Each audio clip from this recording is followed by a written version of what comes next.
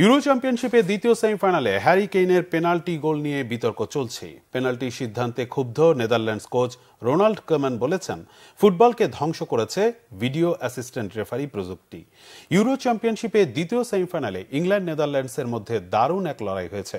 সেখানে ডাচরা প্রথমে গোল করে এগিয়ে গেলেও পেনাল্টি থেকে ম্যাচে সমতা আনে ইংল্যান্ড। কিন্তু 18 মিনিটে ইংল্যান্ডের এই পেনাল্টি পাওয়া নিয়ে চলছে বিতর্ক।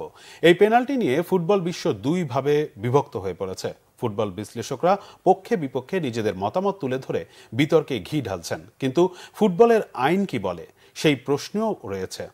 আইনে বলা আছে, যে কোনো হিল চার্জি যা প্রতিপক্ষ খেলোয়াড়ের পায়ে বিপজ্জনকভাবে আঘাত করে তা ফাউল হিসেবে গণ্য হবে এবং রেফারি অভিযুক্তকে হলুদ কার্ড দেখাবেন। নেদারল্যান্ডসের ডি বক্সে হ্যারি কেইন শট নেওয়ার সময় পা বাড়িয়ে দেন ডাচ ডিফেন্ডার ডেঞ্জেল ডামফ্রিস, যা কার্যত ছিল হিল চার্জি।